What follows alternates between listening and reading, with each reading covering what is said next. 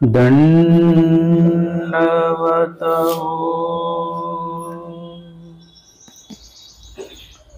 वसमत या ठिकाणी संपन्न होत असलेलं हे ब्रह्मविद्या निरूपण सत्र.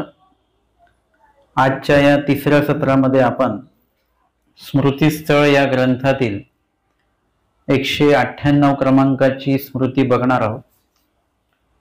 माहिमभट्टा देहावसान. माहिमभट्ट यांचं देहावसान म्हणजे ईश्वर दर्शनाला माहिमभट्ट जातात. एक वेळ माहिमभट्ट आटना गेले होते. माहिमभट्ट जे आहेत हे एकदा आटनाला गेलेले होते आणि आटनादिक्रमे जात असताना त्यांना अतिशय अशक्तता जी आहे ती अशक्तता निर्माण झालेली आहे. तवाटनी तयासी आसक्ती उपन्नली. अशक्तपणा कशामुळे येतो? कारण की जे चर्येला प्रवर्तलेले जे पुरुष आहेत, साधनवंत आहेत, त्यांच्या खूपशा अशा सुख साधन रूप क्रियेचा त्यांनी परिच्छेद केलेला असतो. जसं स्वामींनी सांगितलं, मिठाचा खडा आधी करून विखो. म्हणजे जर का तुम्ही मिठाचं प्रमाण थोडं कमी केलं तर त्याच्यामुळे थोडा अशक्तपणा पण जाणवत असतो. कधीही नेहमी भाजीत मीठ बरोबर असतंच असं नाही. नसलं की लगेच आपण मीठ मागून घेतो. परंतु इथे सांगितलेलं आहे की जरी मीठ नसेल तरी सुद्धा तसंच ते ग्रहण करायचंय. त्याच्यामध्ये कुठल्याही प्रकारे त्या मिठाचं आब्जन करायचं नाही, म्हणजे मागायचं नाही. आणि मीठ संग्रही सुद्धा ठेवायचं नाही. मार्गात आम्ही एक साधू बघायचो, ते मीठ जवळ ठेवायचे. आपली जी भाजी असते, पूर्ण मिठाची भाजी असेल, म्हणजे व्यवस्थित प्रमाणात मीठ असेल, त्यामध्ये सुद्धा ते जवळजवळ अर्धा चमचा मीठ घ्यायचे. एवढं मीठ ते खायचे. तर अशा प्रकारे मीठ सोबत बाळगायचं नाही. ज्या ज्या काही गोष्टी आवडतात त्या आवडत्या गोष्टींचाच परिच्छेद करायचा. त्या गोष्टी जवळ बाळगायच्या नाहीत. सोबतच सुख साधने देवन पविजे नाही का, स्वामींनी सांगितलं. सुखरूप साधन असेल तर त्यावेळेला देवाचं स्मरण, चिंतन, आचरण किंवा परमेश्वर होण्याचे उपाय आपल्याकडनं होतीलच असं नाही. एकदम थंड हवा सुरू आहे, पंखा सुरू आहे, अशा वेळेला काय येईल? मुखात नाम येणार नाही, डोळ्यात मात्र झोप येईल. पण जर का लाईट गेलेली आहे, ऊन आहे वगैरे, असं गरम होत आहे, त्यावेळेला पहिले देवाचं नाव आठवेल आपल्याला. म्हणजे सुख साधन आपल्याला प्राप्त झाले तर आपण काय करतो? त्याचा भरपूर उपयोग घेतो आणि त्याच्यामुळे परमेश्वर आठवण्याच्या विधीपासून आपण दूर जात असतो. आणि म्हणून चर्यावंत जे व्यक्ती आहेत ते काय करत असतात? ते अशा प्रकारच्या सुख रूप साधनाचा, वस्तूचा, पदार्थांचा त्याग करत असतात. तसंच माहिमभट्टादी जे आहेत, आता या स्मृतीमध्ये माहिमभट्टांबद्दलच लिहिलेलं आहे, बोललेलं आहे. तर माहिमभट्टांनी आटनादिक्रमे मग आमका पदार्थ, गोड पदार्थ खायचा नाही. जे चालणारे आहेत, आटनादिक्रमे जे चालणारे आहेत, त्यांची शरीरातली ऊर्जा जास्त वापरल्या जाते.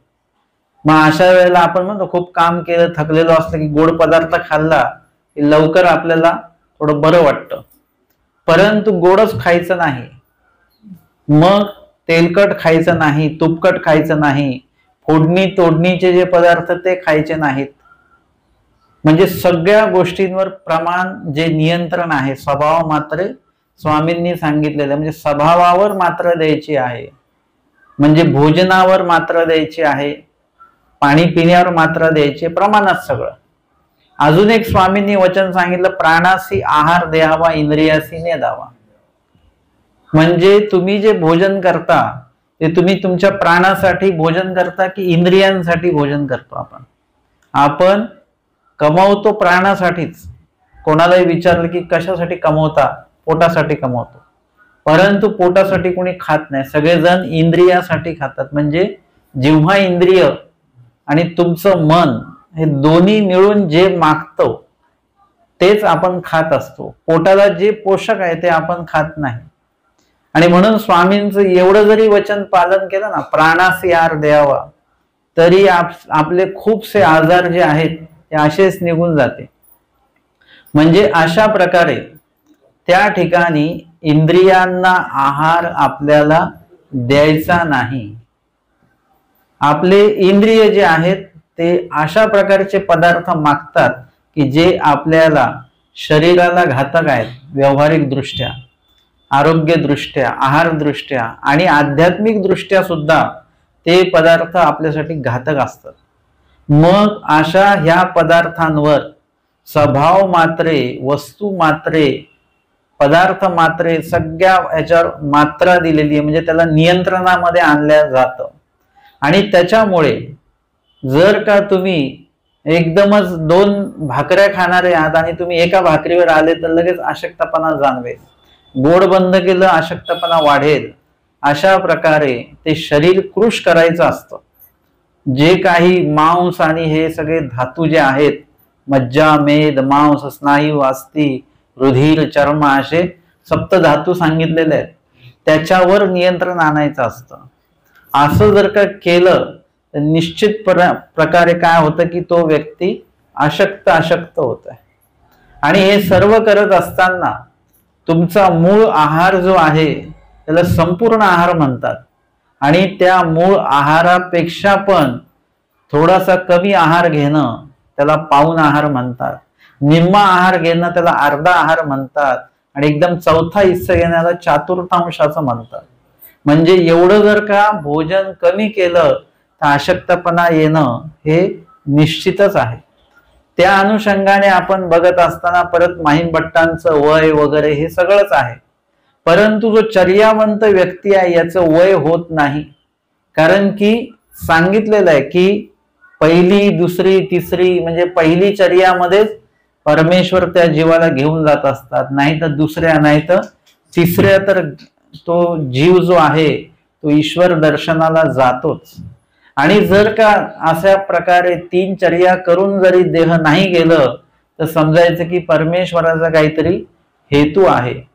अशा प्रकारे माहीम भट्टांची सेवाही चालू आहे परमार्गा संबंधित. त्यांचं वैयक्तिक चर्या सुद्धा चालू आहे. आपण काही कामात असलो की आपल्या आहारावर फरक पडतो, वेळेत बदल पडतो जेवणाच्या. परंतु माहीम भट्टांचं तसं नाही. भोजन सेवा सुद्धा सुरू आहे आणि सोबतच भिक्षा, भोजन हे सर्व नियमित आहेत, नियंत्रित आहेत. आणि म्हणूनच आऊसांनी दिलेलं भोजन सुद्धा त्यांनी घेतलं नाही.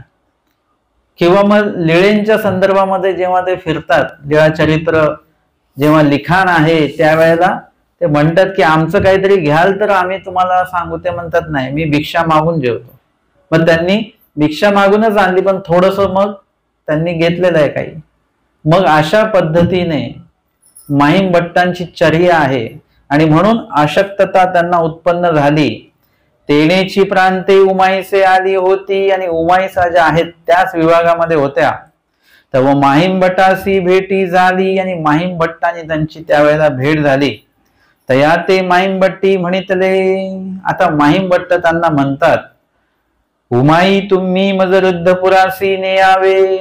ते म्हणतात, उमाई तुम्हाला एक विनंती आहे की तुम्ही काय करा, मला रिद्धपूरला घेऊन जा. म्हणजे रिद्धपूरशी माहीम भट्टांचं एक वेगळं नातं तयार झालेलं आहे. जेव्हा त्यांनी त्याग केला आणि त्याग केल्यानंतर पहिलं पाऊल त्यांचं त्यागाच्या अर्थाने कुठे पडलं असेल, कुठल्या दिशेला, तर ते परमेश्वरपुराच्या दिशेने पहिलं पाऊल त्यांनी टाकलेलं आहे. का बरं टाकलं? कारण की इकडे स्वामींकडे अनुसरण घ्यावं तर नातलग वगैरे सगळे जवळ जवळ आहेत, घेऊन जातील परत. आणि श्री प्रभूंच्या बाबतीत जेव्हा आमच्या स्वामींनी सांगितलं, रिद्धपुरी श्री गुंडम राहुळ असं स्वामींनी जेव्हा सांगितलं, तेव्हा माहीम भट्टांना ती प्रतीती आलेली होती की ते परमेश्वर आहेत बरं का. परंतु विशेष प्रतीती त्यावेळेला आलेली नव्हती त्यांना, परंतु परमेश्वर याची जाणीव आहे म्हणून परमेश्वरपुराच्या दिशेने ते निघालेले आहेत. आणि तिथे गेल्यानंतर त्यांनी पूर्णपणे जे काय अनुसरलेचं, जे काही स्वामींनी निरूपण केलेलं आहे पूर्ण अनुसरण त्या ठिकाणी त्यांनी सिद्धार्थ नेलेला आहे. आणि म्हणून आता शेवटच्या काळामध्ये सुद्धा जे आचरणवंत पुरुष आहेत, साधनवंत आहेत, त्यांना बरोबर काही गोष्टींचे संकेत मिळत असतात बरं का. आपल्याला कळत नाही, आपल्याला संकेत लक्षात येत नाही, शरीराचे संकेत लक्षात येत नाहीत की आपल्या शरीराला आता काय पाहिजे, पाणी पाहिजे की जेवण पाहिजे, किती पाहिजे, झोप पाहिजे की नाही पाहिजे, हे संकेत आपल्याला लक्षात येत नाहीत. परंतु साधनवंतांना ते संकेतही लक्षात येतात आणि वातावरणाचे संकेत लक्षात येतात आणि सोबतच नियतीचे संकेत सुद्धा लक्षात येतात. काय घटना पुढे घडणार आहे हे सुद्धा त्यांच्या लक्षात येत असतं, कारण की ते स्मरणाचं सामर्थ्य आहे. आपण जर का एवढ्या अर्थाने स्मरण आपण सुद्धा रोज जर का केलं तर आपल्याला सुद्धा त्या पद्धतीचे संकेत लक्षात यायला लागतात बरं. तुम्ही जर का विधीवर असाल, आचरणावर असाल आणि तुम्ही जिथे जेवायला बसणार तिथे न पळता असेल, आता सर्वसामान्य माणूस तिथे बसून जेवून घेईल, कारण की तो विधीवरच नाही, त्याला लक्षातच येणार नाही. उपदेशी जरी असला तरी, साधू जरी असला तरी नाही लक्षात येणार, कारण की तो व्यक्ती विधीवरच नाही आहे. परंतु तुम्ही रोजचे नुसतं नामस्मरण जरी रोजचं करत असाल नियमितप्रमाणे तरी सुद्धा परमेश्वर सहाय्य करतात, कारण नाम सहाय्याचे घरी सांगितलेलं आहे. सगळं संकष्टाचं निवारण नामामुळे होतं. म्हणून तुमच्या मुखात नाम असेल तर लगेच तुम्हाला लक्षात येईल इथे न पळताय वगैरे, कोणतरी येऊन तुम्हाला सांगेल. हे विधी आचरणाचं महत्व आहे. आणि म्हणून वासनिक दशेत का असे ना, आपण नामधारक दशेत का असे ना, परंतु नाही बाकीच्या गोष्टी जमत तर स्मरण हे नित्य नियमाने आपण केलंच पाहिजे. त्याच्यामध्ये लीळा चिंतन असेल तर अजून उत्तम आहे, मूर्तीची आठवण असेल अजून उत्तम आहे, चेष्टा त्याच्यात आठवत असेल, चतुर्विध दुःख आठवत असेल तर तुमचं स्मरण पूर्णपणे परमेश्वराच्या लेखी लागायला काहीच हरकत नाही, परमेश्वर स्वीकारण्याला काहीच हरकत नाही. आणि म्हणून अशा ठिकाणी अशा वेळेला ते संकेत आपल्याला प्राप्त होणं हे परमेश्वर आपल्याला जाणवून देत असतात. आणि म्हणून सांगितलं की उमाई तुम्ही काय करा, मज रिद्धपुरासे घेऊन चला. तीही म्हणितले हो का माहिमभट्टो नेईन. त्यांनी जी प्रार्थना केली आणि त्यांनी जे काही त्यांची परिस्थिती उमाईसांनी बघितली त्यावरून लक्षात आलं की आता यांची विनंती जी आहे ही त्या टोकाची विनंती आहे आणि म्हणून यांना नेणं अगत्याचंच आहे. आपण जर का आपल्याला अशक्तता निर्माण झाली, आजारी पडलो तर आपण काय म्हणतो, कुठे न्या आम्हाला, आपण म्हणू काय कधी रुद्रपूरला घेऊन जा किंवा स्थानाला घेऊन जा, आपण म्हणू दवाखान्यात, चांगल्या दवाखान्यात घेऊन जा. म्हणजे आपली ओढ त्या बाजूला आहे. जर का ते असेल औषधी उपचार वगैरे हा एक औपचारिक भाग आहे, तो तर करावाच आपण, परंतु त्यासोबत परमेश्वराकडे, परमेश्वर स्थानाच्या ठिकाणी, परमेश्वर साधनाच्या साधकाच्या मार्गाच्या ठिकाणी जाण्याचा ओढा जो आहे तो आपला असला पाहिजे. उमाईसा म्हणतात मी तुम्हाला रिद्धपूरला मी स्वतः घेऊन जाईन. मग उमाईसा पाशी वाकी सांखळ्यांची मुदी होती, म्हणजे साखळे होते, मुदी म्हणजे अंगठी वगैरे होती त्यांच्याकडे, आणि वांकी होती. ते तीही गहाण घातली. त्यांनी तिथेच ते काय केलं, गहाण ठेवली, काही द्रव्य प्राप्त केलं. मग मोले दांडी करुनी रिद्धपुरासी आणले. मोले म्हणजे खर्च केलं, पैशाने विकत असं ते खर्च केलं. आणि दांडी करुनी म्हणजे पालखी त्यांनी केली. जसं आता आपण गाडी वगैरे करतो की नाही, तसं त्यांनी त्या काळात पालख्या केल्या जायच्या अशा परिस्थितीमध्ये. आणि त्यांनी ते रिद्धपूरला त्यांना आणलं. महाद्वारी दांडी उतरली. महाद्वाराच्या तिथे ती पालखी थांबवल्या गेली. माहिमभट्ट आले ऐकोनी, भटोबा सौम्य आले. आणि सगळीकडे बातमी पसरली राजमठामध्ये वगैरे की माहिमभट्ट आलेले आहेत लगेच भटोबा समोर आलेले आहेत. साऊमे आले म्हणजे जवळ आले.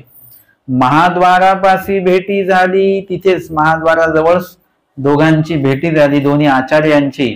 भटोबासा ते माहिमबट्टी म्हणितले आणि भटोबासांना माहिमबट्ट म्हणतात. भटो निडळावरी पाव ठेवा. कशासाठी आले? रिद्धपूरला जीव जावा एवढाच हेतू नाहीये, फक्त हेतू अनेक आहेत. नुसतंच मार्गात जीव जावा. एखादा व्यक्ती मार्गात जर का सरला, सगळे म्हणतात बरं झालं मार्गात सरला. परंतु मार्गात सरणं म्हणजे काय? तर जेव्हा आपण सरत असतो, जेव्हा जीव जात असतो एखाद्याचा, तेव्हा तिथे सगळे कोण दिसतात? घरी सरलं तर कोण दिसतात? सगळे नातलं घरी जर का असेल तर, बाकी काहीच आठवणार नाही दुसरं. मार्गामध्ये सरलं तर तिथे परमेश्वराचे साधक सगळे दिसतील. कोणाच्या हातात गाठी दिसली आपल्याला नाम आठवेल. म्हणजे ऐन कैन प्रकारे विधीमध्येच आपण राहू आणि घराची आठवण कमी राहील.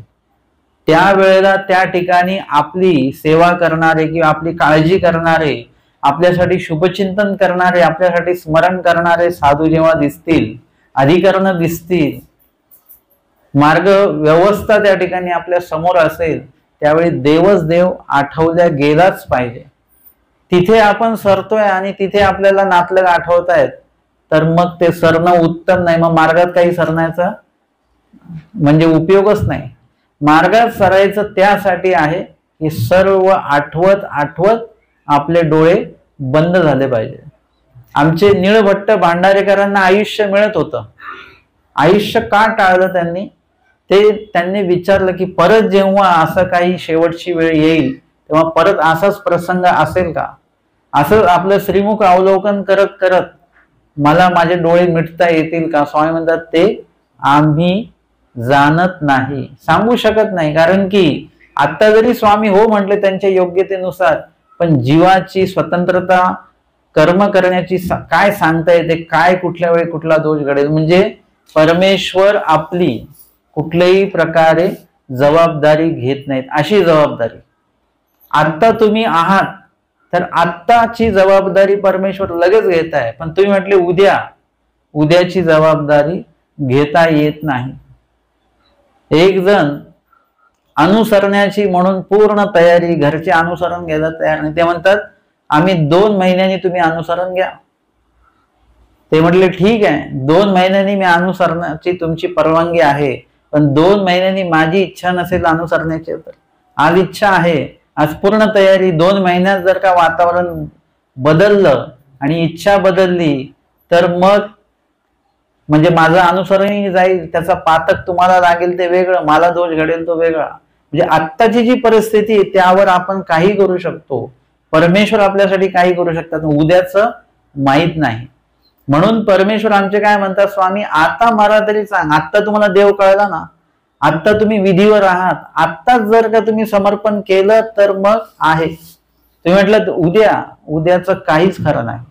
आणि म्हणून अशा वेळेला निळभट्ट भांडारेकर ती परिस्थिती लक्षात घेतात आणि म्हणतात देवा जे काय व्हायचं ते आताच होऊ द्या. आपली श्रीमूर्ती, आपली श्रीमुख, आपलं श्रीमुख बघता पाहत पाहत स्मरण करत करतच आता माझं देह गेलं पाहिजे.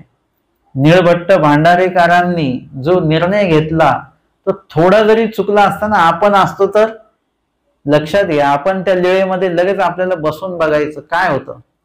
आपण असतो देवाला म्हटलं असं देवा अजून काय मला मरायचं नाही, आणि थंडी बघायची, ही तिळगुळ संक्रांत वगैरे वगैरे.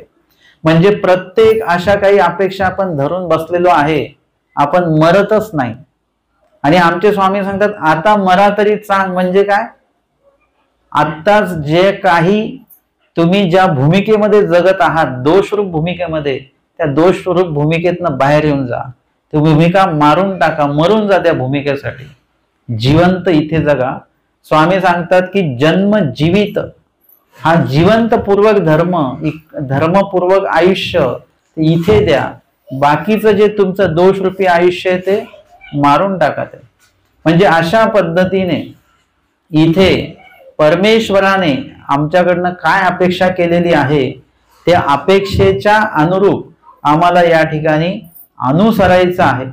निळभट्ट भांडारेकरांनी जर का थोडी पण चूक केली असती तर ती मोठी संधी त्यांच्याकडनं चुकली असती, पण ते थोर योग्यतेचे असल्यामुळे ते चुकीचे निर्णय त्यांनी घेतलेले नाहीत. घरातनं बाहेर पडण्याचा निर्णय पण योग्य वेळी घेतला आणि देहातनं बाहेर पडण्याचा निर्णय सुद्धा एकदम योग्य वेळी त्यांनी घेतलेला आहे. आणि महानुभाव पंथाच्या इतिहासात ती घटना एकदम अशा चांगल्या पद्धतीने नोंदवल्या गेलेली आहे. तीच घटना आता इथे बघायला मिळते. आपल्या इथे प्रत्यक्ष स्वामी नाही दिसत, आपल्याला कोणाला दिसत नाही, आपल्याला नाही दिसत, परंतु जे सतत परमेश्वराच्या स्मरणामध्ये आहेत त्या माहीम भट्टांना स्वामी दिसत आहेत की आता देव मला घ्यायला येतील. ही कुठेतरी अपेक्षा आहे. रिद्धपूरला जाऊ, कशासाठी? रिद्धपूर पवित्र भूमी आहे. श्रीप्रभूंनी पूर्णपणे त्या ठिकाणी लीळा चेष्टा करून ती भूमी पवित्र केलेली आहे आणि त्या ठिकाणी आमच्या स्वामींचा मनोधर्म पाळणारे आचार्य भट्टोबास देखील आहेत, त्यांची पण भेटी होईल. त्या ठिकाणी आऊसादी वगैरे अजून काही भक्त मंडळी त्यांची भेटी होईल. त्यांना जर का भेटलो तर देवाची आठवण अजून चांगल्या प्रकारे आपल्याला देव आठवता येतील. म्हणून रिद्धपूरची निवड माहीम भट्टांनी केलेली आहे.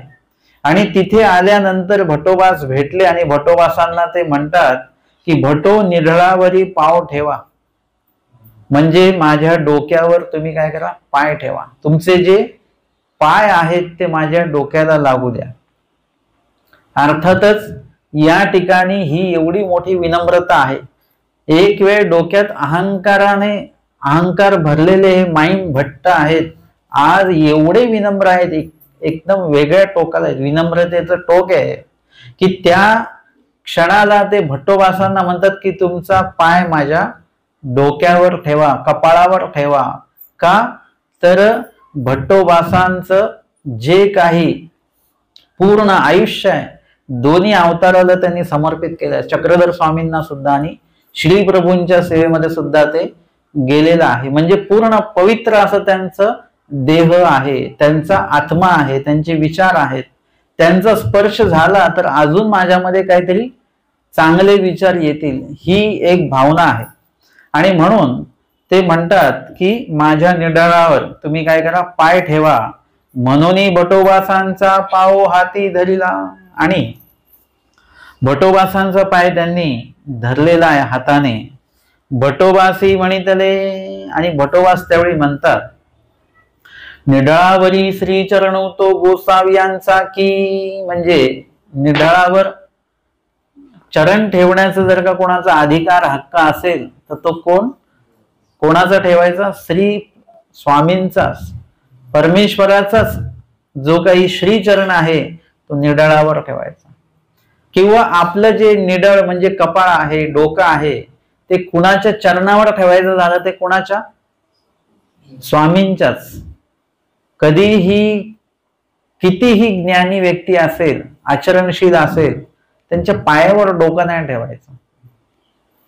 श्री चरणावरी मस्तक ते गोसाव्यांचे, म्हणजे स्वामींच्या श्री चरणावर आपण मस्तक टेकवू शकतो. दुसऱ्या कपाळ आपलं कशासाठी उपयोगात आणावं? विशेष प्रसाद, स्थान, वंदन अशा वेळेला ते कपाळ त्या ठिकाणी टेकल्या गेलं पाहिजे.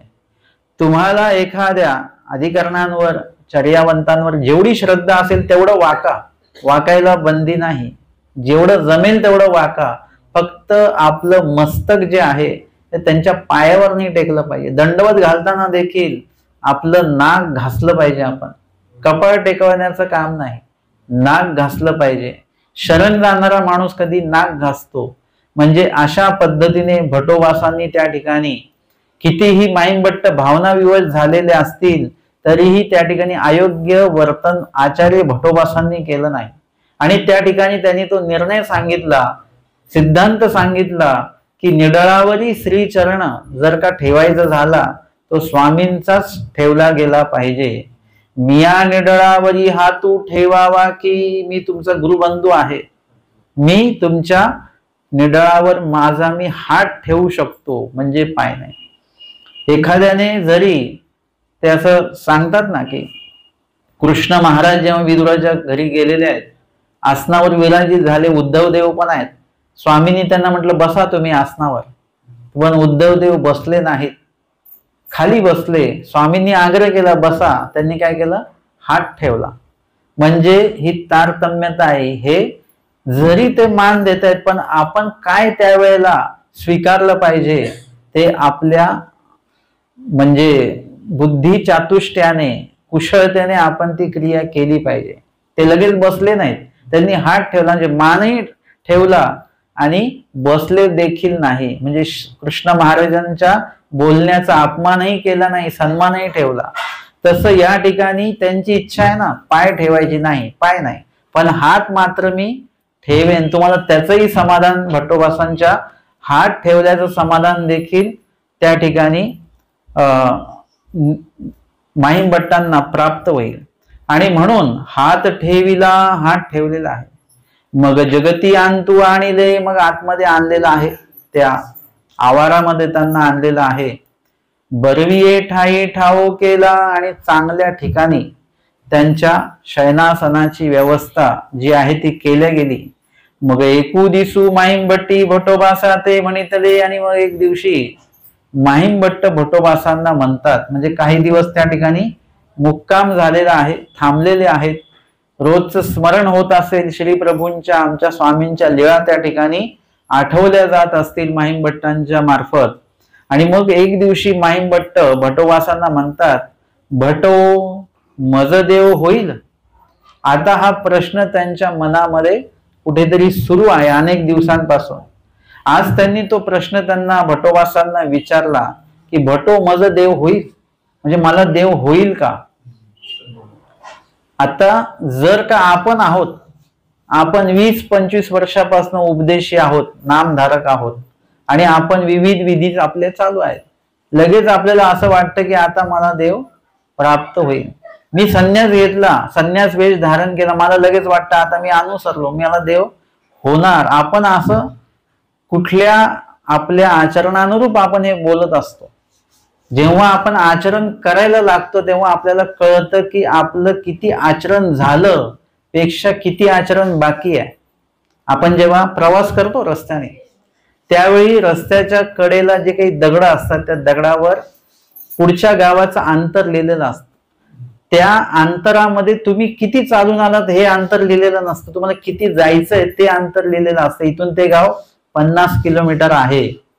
तसं जो आचरण करणारा माणूस आहे ना, त्याचं आचरण करायला तो लागला तरी त्याला असं कधीच वाटत नाही की माझं आचरण पूर्ण झालं, माझं स्मरण पूर्ण झालं, माझं अनुसरण पूर्ण झालं.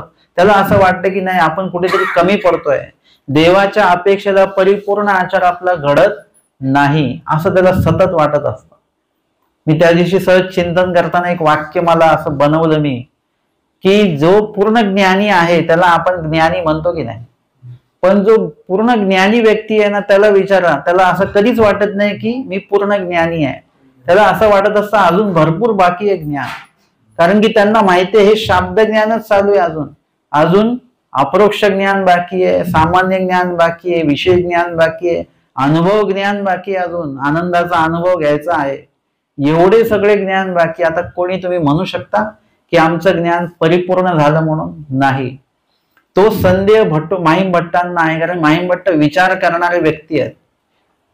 स्वामींनी जरी सांगितलं लगेच ऐकून नाही घेतलं, त्याच्यात चर्चा केली, विचार केला, आणि विचार चर्चेपूर्वक त्याचं सिद्धांत जो आहे तो लक्षात घेतला, तो हृदयगाम्य केलेला आहे. आता इथे त्यांना असं वाटतं की कुठेतरी आपण अनुसरणाला कुठे आलं पाहिजे होतं, स्वामींच्या सन्निधानी आलं पाहिजे होतं. आम्हाला स्वामींनी त्यांना म्हटलं येथीच्या दिसा तेथीच्या मासा असं म्हटलं. स्वामी असे का म्हणाले असतील? आपण काही चूक केली का? तिथे अनुसरलो म्हणजे इथे अनुसरलो असं थोडं साधनचरित लवकर झालं असतं का? त्याच्यानंतर आपण मध्येच थोडस घराकडे निघून गेलो होतो, स्वामींच्या सेवेसाठी गेलेले होते, परंतु कुठेतरी काहीतरी अवहेलना झाली का आपल्याकडनं? विचार करतायत. जो जाणता व्यक्ती आहे आणि विचार करणारा व्यक्ती आहे ना, तो व्यक्ती स्वतःच्या चुका बघत राहतो सतत, आणि तो स्वतःला चुकू देत नाही. परंतु त्याही उपरांत आपण हा विधी करताना कुठे चुकलो का याचा विचार त्याच्यामध्ये असतो. विधी घडला याचा आनंद आहे, आणि अविधी घडला तर नाही किंवा घडलं तर त्याची सुधारणा असा पूर्ण विचार त्यांचा सुरू असतो. आणि म्हणून त्यांना असं वाटतं की खरंच मला देव होईल का?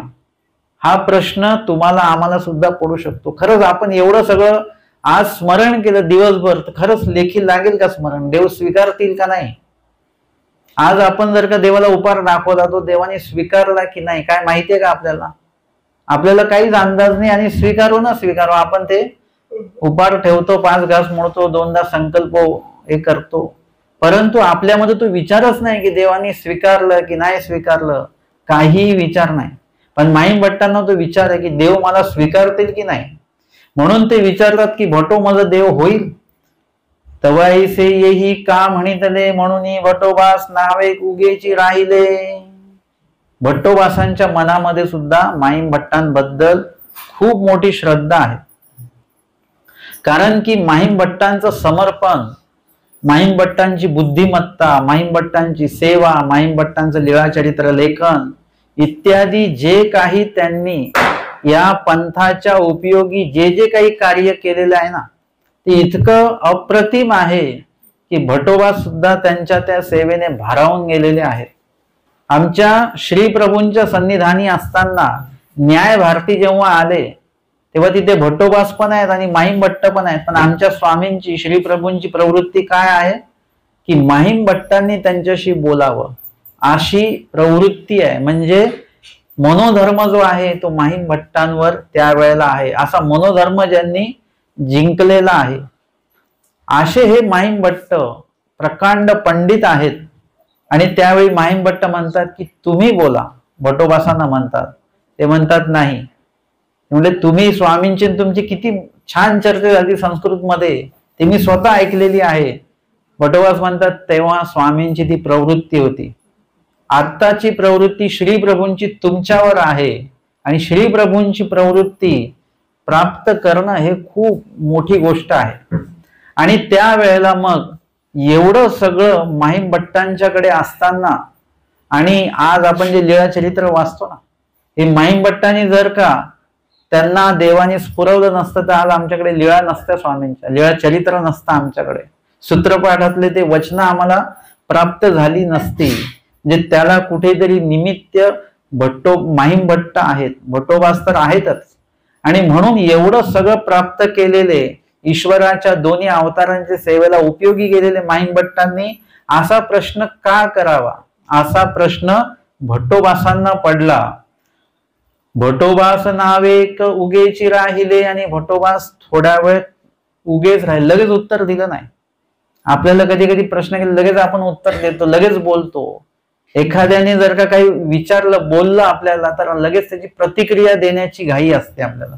प्रतिक्रिया देताना कधीही थोडस संयम ठेवून वेळ द्या त्या प्रतिक्रियेला आणि विचारपूर्वक प्रतिक्रिया द्या.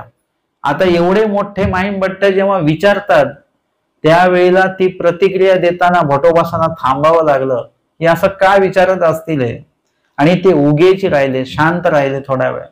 तव तेने तया अधिकची दुःख वाटले. त्याच्यामुळे माहीम भट्टांना जास्त दुःख वाटलं. मला देव होईल का?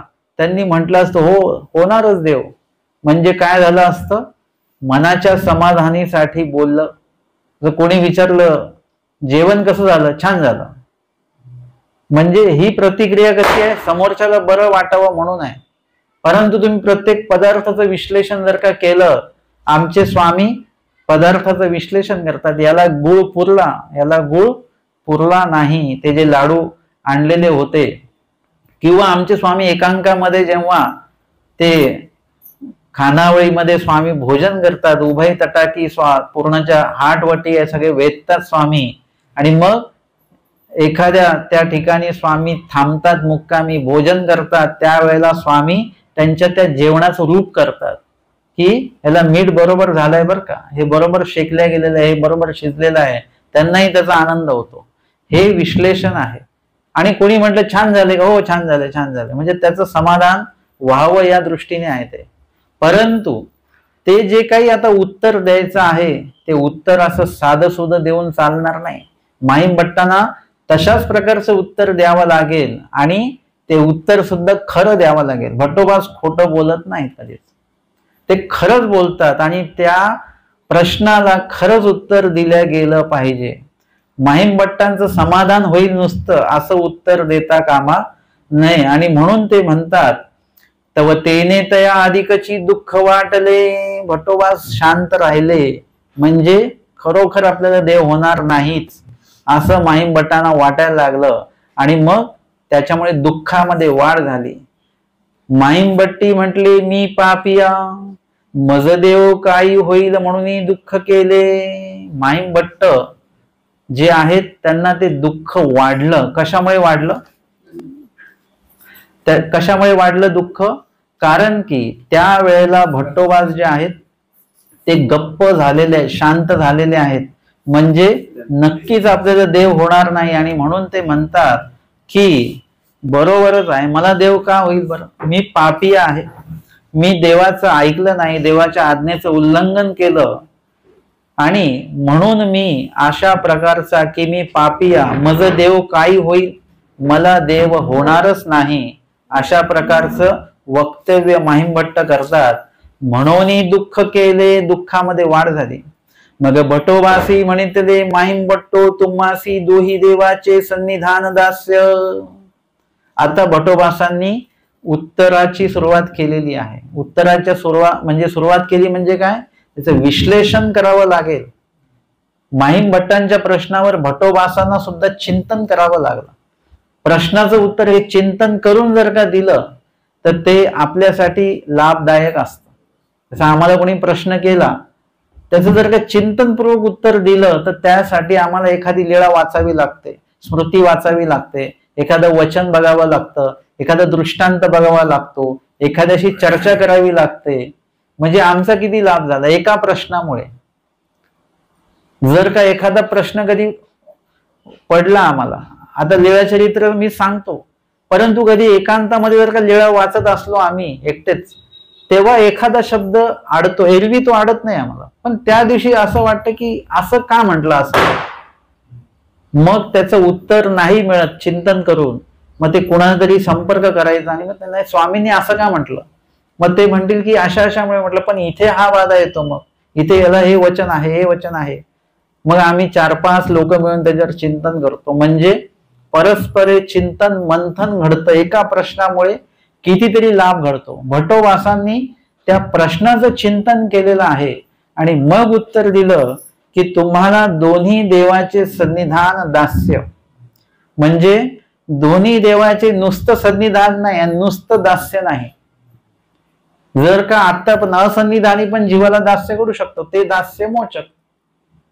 देवाने जे म्हटलेलं आहे ते केलं, म्हणितले करण, ते दास्य पदामध्ये पडतं ते. परंतु प्रत्यक्ष श्रीमूर्तीचं सन्निधान आहे का? आता नाहीये. आता एखाद्या वेळेस एखाद्याला श्रीमूर्तीचं सन्निधान प्राप्त होईल, परंतु दास्य घडणार नाही. काळगोटे, मार्तंड हे वगैरे जे काही या पठडीतले जीव आहेत त्यांना सन्निधान आहे श्रीमूर्तीचं, परंतु दास्य मात्र नाही. म्हणितले करण अजिबात करत नाही, ते दायंबास करत नाहीत. अनुसरा म्हणतात नाही. दादोस ते म्हणतात आपली ब्रह्मविद्या राया राणी तुझ्या, आम्हाला ते काही समजणार नाही. सन्निधान आहे परंतु दास्य म्हणितले करण नाही. माहीम भट्टांची विशेषता वेगळी आहे. माहीम भट्टांना एका अवताराचे नाही, आम्हाला तर एका अवताराचं सुद्धा सन्निधान भेटत नाही. माहीम भट्टांना दोही देवाचे सन्निधान. भटोबास काय म्हणतात, माहीम भट्टो तुम्ही कोण आहात माहिती आहे तुम्हाला? कधी कधी आपण कोण आहात हे आपल्याला माहिती नसतं आणि आपण काय आहोत हे खरंच आपल्याला माहिती नाही, आजही माहिती नाही. आपण दोषच आहोत का आपण गुणवान आहोत? बाई भक्ताची थोडी देवच जाणे, कोणी दुसरं जाणू शकत नाही. आणि म्हणून इथे सांगतात की तुम्हाला दोन्ही देवाचे सन्निधान दास्य. सन्निधान तर आहेच, परंतु दास्य म्हणजे दोन्ही अवतारांच्या प्रवृत्तीला विखो झालेले आहेत तुम्ही. दोन्ही अवतारांची जी काही प्रवृत्ती आहे त्या प्रवृत्तीचं अनुपालन तुमच्याकडनं झालेलं आहे. आणि तुम्ही ऐसे का बोलिले ती, आणि तुमच्या मनामध्ये हा प्रश्न कसा काय निर्माण झाला? तुम्ही परमार्गाच्या ईश्वराच्या उद्धरण कार्याचे एवढे उपयोगी गेलेले आहात, दोन्ही अवतारांच्या सेवेमध्ये उपयोगी गेलेले आहेत. आमचे श्री प्रभू प्रसन्न होते माहीम भट्टांवर. माहीमभट्ट येणार तर मग आमचे श्रीप्रभू त्यांची वाट बघत होते की माह्य येईल म्हणे, गुळू आणील म्हणे, गुळू गोड आहे म्हणे. माहीमभट्टांची वाट बघणारे कोण? श्रीप्रभू. जिथे समळा जीवा अधिकार नाही असे श्रीप्रभू. कोणी राहू शकत नाही तिथे. तिथे माहीमभट्ट थांबलेले आहेत आणि माहीमभट्टांच्या सेवेचा स्वीकार कोणी केलेला आहे? श्रीप्रभूंनी केला. आमचे स्वामी म्हणतात, आमचे स्वामी सुद्धा त्यांच्यासाठी तोषपूर्वक काही वाक्य बोलतात. महादाईचा नाम, बाई जया तया अर्था ऐताची असे. कुठलाही विषय काढा, ते विषय ऐकण्यासाठी एकदम तयार. कोण? माहीमभट्ट. तुम्ही देखते ती तरी तुम्हा सुखची होते का? माहीमभट्टांसारखेच महादाईचा चर्चक आहे, जिज्ञासक आहेत. कुठलाही विषय नुसता ऐकून नाही घ्यायचा, त्याच्यात चर्चा करायची. जर का चर्चा केली ना, तो विषय पूर्ण समजतो, चिंतनात्मक तो विषय पूर्ण त्या ऐकणाऱ्याला, श्रोत्याला प्राप्त होत असतो. जसं तुम्ही नुसतं अन्न खाल्लं त्याच्यानी पोट भरतं, पण ते अन्न चावून चावून खाल्लं त्याच्यानी पण पोट भरतं. पण दोन्ही मध्ये महत्वाचं कुठलं आहे? ते तुम्ही चावून चावून खाता की नाही, याला रवंत आपण म्हणू. ते करत जर का आपण अन्न ग्रहण केलं तर त्याचं बळ, तुष्टी, पुष्टी हे आगळं होणार आहे. तसं शास्त्र चर्चा करताना, शास्त्र चिंतन करताना ते चिंतन मंथन पूर्वक जर का ते ग्रहण केलं तर त्यामध्ये अधिक आपल्याला लाभ होत असतो. आणि म्हणून तुम्ही असं कसं काय बोललात बरं? म्हणजे परमेश्वराच्या एवढ्या प्रवृत्तीला विखो होणारे तुमच्या मनामध्ये असं आलंच कसं की तुम्हाला देव होणार नाही म्हणून? माहीमभट्टी म्हणितले भटो तुमचेनी मुखे अन्यथा न निघे. की मी तुम्हाला विचारलं कशासाठी? की तुम्ही जे बोलाल तेच खरं, कारण की तुमचेनी मुखे अन्यथा निघणार नाही. अन्यथा न निघे की. इतकी भटोबासांची वाणी पवित्र होती. आणि तो वरदान कोणी दिलेलं होतं? आमच्या स्वामींनी दिलेलं होतं की बाई हा काही आपले बोलेल, हा येतीचेच बोलेल की. बाईचा विचारतात, बाबा हे आज निरूपणात हे सांगितलं. आधी तर स्वामीनं त्यांनी विचारलं आज निरूपण काय झालं? बाईसांना स्वामी म्हणतात, बाई वान रेषा ते पुसा. आणि वानरेश भटोबास त्यांना जेव्हा सांगतात की आज हे विषय झाला, आज हा विषय झाला, आणि बाईसा जे आहेत त्यांना वाटतं की खरंच हा विषय झाला, खरंच देवा तुम्ही असं सांगितलं.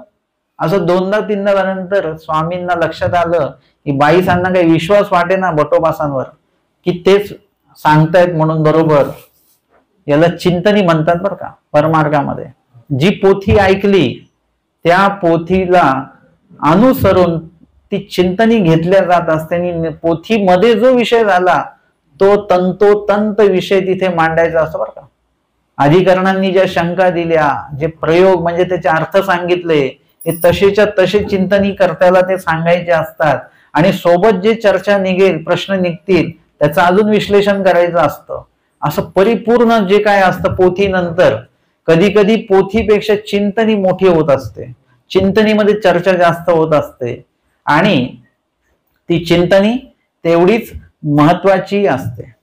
आणि मग ही चिंतनी सुरू असताना बाईसा पुन्हा पुन्हा जेव्हा विचारतात तेव्हा स्वामी त्यांचा एकदा संदेह फेडतात की बाई हा काही आपले बोलेल. हे जे बोलतात भट्टोबास ते अन्यथा बोलत नाही, स्वतःच्या मनातलं बोलत नाही, त्यांना वाटतं म्हणून बोलत नाही. जे आहे, जे सांगितलं तेच बोलतात, वचनाला अनुसरण जे आहे तेच बोलतात. म्हणून हा येथीचेच बोलणार असं स्पष्ट आमच्या स्वामींनी सांगितलेलं होतं. आणि ते वाक्य कुठेतरी भटोबासांच्या अंतःकरणामध्ये आहेच. आणि म्हणून भटोबासांच्या मुखातनं कधीही अशास्त्रीय असं निघत नाही, अन्यथा असं निघत नाही. ते भटोबासांना पुरेपूर त्याची जाणीव आहे की केव्हाही एवढ्या दिवस भटोबास आणि माहीमभट्ट सोबत आहेत, पण निर्णय प्रसंग असेल, सिद्धांत अर्थ असेल, निरूपण असेल, चर्चा असेल, त्यावेळेला भट्टोबास एकही शब्द स्वतःचा त्याच्यात टाकत नाहीत. लीळाचरित्र जेव्हा लिखाण सुरू आहे तेव्हा त्या त्या व्यक्तींना विचारलं गेलं की खरोखर स्वामी इथे अशा अशा पद्धतीने स्वामींनी काय बोलले होते, तो शब्द होता का की दुसरा शब्द होता, सगळी पडताळणी करून जो शब्द आहे तोच टाकायचा. कालच्या सत्रामध्ये ताईंनी प्रश्न विचारला सप्त संदेहाच्या संदर्भातला, तेव्हा त्यांना जेव्हा विचारलं तेव्हा म्हटलं मी पुसो विसरला. जेव्हा जेव्हा त्यांना ते प्रश्न केल्या की गेलेले आहेत की म्हणजे आगमाची निर्मिती वगैरे कोणी केलेली आहे, काय केलेली आहे त्याबद्दल विचारलं, त्याचं पूर्ण विश्लेषण आलेलं नाही, तर ते माहीत नाही. किंवा विपरीत वेधाने परमेश्वर प्राप्ती वगैरे काही होते का, पुढे काय त्याचं होतं, त्या संदर्भात एक थोडा संदेह आहे त्यांना. त्याबद्दलही ते काय करतात, म्हणतात की मी पुसो विसरला. किंवा मग दत्तात्रय प्रभूंचा अवतार कुठल्या युगामध्ये झालेला आहे, चतुर्युगी अवतार म्हणतो आपण, मग तो कृतियुगात झाला की त्रेतयुगात झाला, याच्याबद्दल थोडा संदेह पंथामध्ये आहे. त्या बाबतीमध्ये पण ते काय म्हणतात, मी विचारायला विसरलो.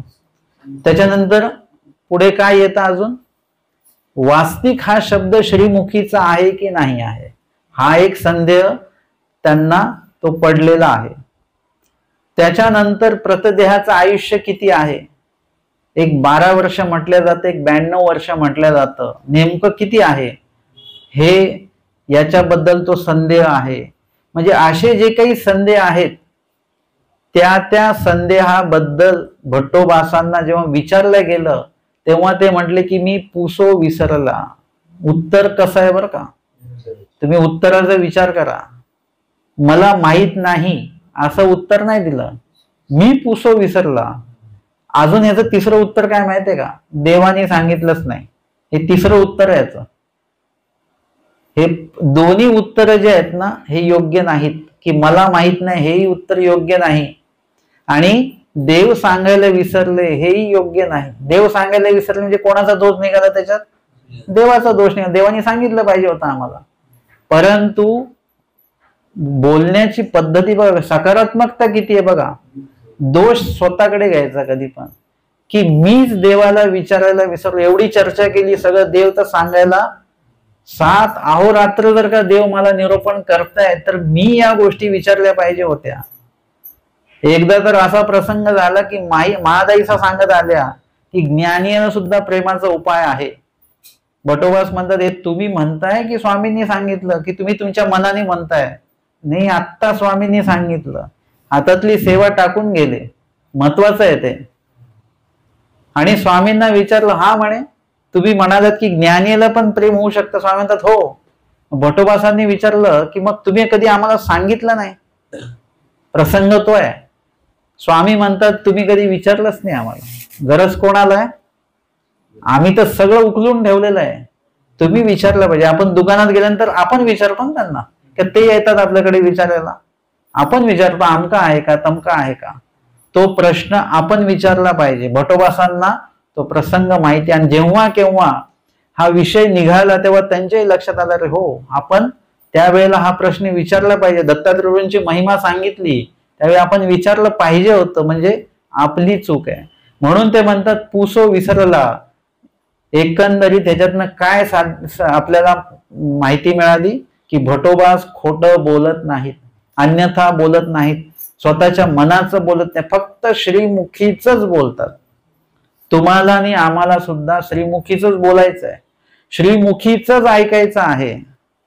नाहीतर आता पुढचा महिना येतोय मार्गशीर्ष महिना, चक्रधर स्वामी सांगतात की 5वे ते निरंतर परमेश्वराला आठवावे. निरंतर म्हणजे कधी, उपदेश नाम भेटल्यापासून तर मरेपर्यंत, कधी आपण मरणार आहोत तोपर्यंत देवाला आठवायचंच आहे सलग. त्याच्यामध्ये कुठलाही कमी जास्तपणा झाला नाही पाहिजे. जास्त वाढलं स्मरण तर चांगलीच गोष्ट आहे, परंतु मार्गशीर्षामध्ये स्मरण करा, आणि मग मार्गशीर्ष संपलं की परत स्मरण बंद करा. परत 11 महिने आपलं स्मरणच नाही. हे कसले विधी आहेत, हे आपल्या शोक्तीचे विधी आहेत, आपण तयार केलेले विधी आहेत. आणि चक्रधर स्वामींनी महिन्याचं गणितच नाही सांगितलं, स्वामींनी मरणाचं गणित सांगितलेलं आहे. मरेपर्यंत देवता स्मरण आहे. कशात आलं वचन, हे असतीपरीमध्ये वचन आलं, आणि त्याच्या पुढचं वचन स्मरण कवकाळपर्यंत करावं सांगतात स्वामी.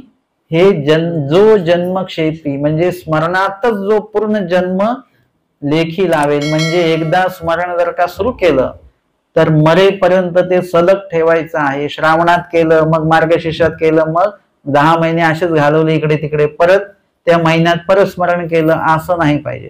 हे शोक्तीचे विधी आहेत. चक्रधर स्वामींनी सांगितलेला विधी निरंतर देवाला आठवावं.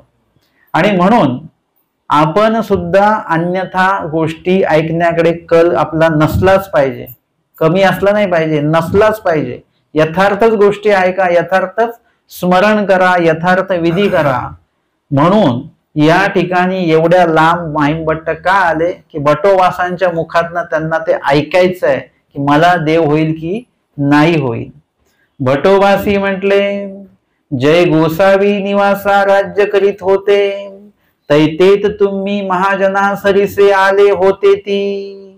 भटोबासांनी उत्तर नाही दिलं, पण उत्तर द्यायचंय त्यांना. परंतु उत्तर देताना ते पार्श्वभूमी समजावून सांगतात. मी जे उत्तर देणार ते खरं का आहे त्याची पार्श्वभूमी ते समजून सांगतात की जेव्हा तुम्ही आलेले होता आणि आमच्या स्वामींचं जे काही अवस्थान आहे ते कुठे होतं, निवासा राज्य करीत होते ती. नेवाशाला आमच्या स्वामींचं अवस्थान होतं. त्या नेवाशाला तुम्ही महाजनांसोबत आलेले होते गावामध्ये बरं का. आणि गोसाव्यांचे दर्शन नेघत गेले ती, आणि आमच्या स्वामींच्या दर्शनाला ते आले नाहीत. नेवाशात आले, त्यांना माहिती आहे स्वामी आहेत, परंतु महाजनासोबत आले म्हणजे लोकांसोबत आले आणि तिकडच्या तिकडेच काही काम आटोपल्यावर निघूनही गेले. ते वेळी मी या कटाक्षुनी गोसाव्या ते म्हटले. भट्टोबास म्हणतात तेव्हा मी स्वतः स्वामींना काय म्हटलो माहितीये की जी जी गोसाव्यांचा माया आला होता, स्वामींचा माह्या जे स्वामी माहीमभट्ट स्वामींच्या मुखामध्ये नाव असायचं आणि त्यांची चर्चा, त्यांची ते अधिकार कणव वगैरे जे काय आहे, मग ते दर्शन न घेताच निघून गेले. म्हणून मी स्वामींना कटाक्षुनी, म्हणजे ज्याला आपण टोचून म्हणतो ना की तुम्ही नेहमी माह्या करता, तर गोसाव्यांचा माह्या इथे नेवाशामध्ये आला होता. परिदर्शना न येची, परंतु ते काही स्वामींच्या भेटीला आले नाहीत. मग का तुम्ही त्यांचं सारखं नाव घेता, आणि ते तर आले पण नाहीत, काही नाही. यावरी गोसावी म्हणितले, तेव्हा देवानी मला उत्तर दिलं होतं. असं कोण म्हणतं, भट्टोबास म्हणतात की न यो कांगा, नाही आलं तरी हरकत नाही, कारण की स्वामींना आत्ताच येणं अपेक्षितच नाहीये. आता ते येतील आणि परत काय होईल, घरी निघून जातील. म्हणजे नेवाशाला येऊन घरी गेले काय ना आमच्याकडे येऊन परत घरी गेले काय. देवाला हे येणं अपेक्षित नाही. न योग अंगा, परंतु जेव्हा केव्हा ते अनुसरणासाठी त्याग करणार आहेत ना, देवाला पुढचं भविष्य माहितीये. आज जरी त्यांनी ती सेवा केली नाही, परंतु भविष्यामध्ये त्यांच्याकडनं जी सेवा लिहून ठेवलेली आहे, म्हणजे आता शेवटचा काळ पकडा, नेवाशाला ते भेटायला नाही आले, ती लीळा आठवा आणि आत्ताचा क्षण आपण आठवा. किती मोठं अंतर आहे आणि किती मोठा बदल आहे याच्यामध्ये. की स्वामींनी त्यावेळी मला उत्तर दिलं, येईल तै तोची येऊ जाणेल, की जेव्हा मात्र ते येणार आहेत ना, तर त्यांच्यासारखा त्याग दुसरा कोणाचाही नसेल. प्रत्येकाचा त्याग त्यांची एक खासियत आहे. मग खेई गोईंचा त्याग एक वेगळाच त्याग आहे, बाईसांचा त्याग वेगळा त्याग आहे, भटोबासांचा त्याग त्याची विशेषता काहीतरी वेगळी आहे, निळभट्टांचा त्याग एक वेगळीच विशेषता आहे, आणि माहीमभट्टांचा त्याग एक वेगळी विशेषता आहे. माहीमभट्टांचं इतका मोठा व्याप आहे, म्हणजे सुखी श्रीमंत देखील आहेत आणि विद्वान आहेत आणि अहंकारी पण भरपूर आहेत. या सर्व गोष्टींचा त्याग होतोय. अहंकाराचा त्याग आधी झाला, एकेका गोष्टीचा सगळं सामुग्रीयांचा त्याग करत गेले, घराचा त्याग केला, विचारांचा त्याग केला. कुठेतरी किळस वाटत होती, पहिलं घास त्यांनी भिक्षेचा घेतला, त्या किळसाचा पण त्याग केला. असं सगळं त्याग करत करत डोक्यामध्ये त्यांच्या जो कचरा भरलेला होता, परंतु एवढी विनम्रता आली की रिद्धपूरला जाऊन तिथलं जे काही स्वच्छता वगैरे करण्याची सेवा त्यांनी घेतली. म्हणजे इतकं शुद्ध झाले माहीमभट्ट. हे एवढं टोक आहे. येईल तै तोची येऊ जाणेल, की असं देवानी मला म्हटलं की तुमच्या त्यागाची प्रशंसा तुमच्या त्याग करण्याच्या आधी देवाने केलेली आहे बरं का. म्हणजे इतकं परमेश्वराचा, आमच्या स्वामींचा तुमच्यावर मनोधर्म आहे आणि खात्री आहे. ऐसा गोसावी तुमचा निर्वचू केला, असं देवाने तुमच्याबद्दल माहिती आम्हाला आधीच दिलेली होती, तुमच्या त्यागाबद्दल. तुम्हा जरी देव नव्हे तरी कोणाही देव नव्हे. जर का तुम्हाला देव जर का नाही झाला तर मग कुणालाच देव होणार नाही. म्हणजे किती मोठं समर्पण आहे. जर का देवाने जर का माहीमभट्टांना प्राप्ती नाही करवली तर कुणालाच प्राप्ती होणार नाही. एवढं मोठं समर्पण आहे माहीमभट्टांचं. म्हणून तुम्हा देव होईल, म्हणून तुम्ही अजिबात या प्रश्नामध्ये पडू नका. तुम्हाला देव होणारच, नाहीतर कोणालाच नाही होणार. ऐसे भट्टोबासी निर्वचिले. भट्टोबासांनी विश्लेषण पूर्वक ते उत्तर दिलेलं आहे. मग माहीमभट्टी म्हणतले माझे काही ओकटे निघावे. माहीमभट्ट आता त्यांच्या लक्षात आलेलं आहे की आता शेवट काळ जवळ आलेला आहे आणि त्यावेळेला आपण ज्या ज्या काही चुका केल्या असतील कळत न कळत वगैरे, त्याचं प्रायश्चित्त आत्ताच होणं खूप गरजेचं आहे. आणि म्हणून ते भट्टोबासांना लागलीच प्रार्थना करतात, विनंती करतात की माझे काही ओकटे निघावे. माझं काय, माझ्याकडनं काही चुकून तुम्हाला बोलल्या गेलं असेल कधी काही, तर माझं ओकटं घेऊ नका बरं का. माझ्याबद्दल काही मनात ठेवू नका, नाही तर काय होईल की माझा तो एक दोष जो आहे तो मला प्राप्तीला अडथळा ठरेल. म्हणून तुम्ही माझ्याविषयी ओकटे न घेता शुभचिंतनच माझ्याबद्दल ठेवा. म्हणून हात जोडून निडळावरी ठेविले. हात जोडले, भट्टोबासांचे हात आपल्या हातात घेतले आणि आपल्या कपाळाला त्या हातांचा स्पर्श त्यांनी करवून घेतला. आणि माझा निक्षिपू चाणक्यापासी करावा. जिथे श्री प्रभूंचा निक्षेप केला गेला तिथेच माझा सुद्धा, माझ्या देहाचा निक्षेप तुम्ही करावा. येतुलेनी माहीमभट्टांचे देहावसान झाले. आणि माहीमभट्टांचं देहावसान त्यावेळेला झालेलं आहे. मग भट्टोबासी तेत निक्षेपू केला. त्यांनी सांगितलं त्या ठिकाणी त्यांचा निक्षेप केला गेला. भट्टोबास मुख्य अवघ्या थोर दुःख झाले. आणि भट्टोबासादी सर्वांनाच माहीमभट्ट गेल्याचं खूप मोठं दुःख झालं.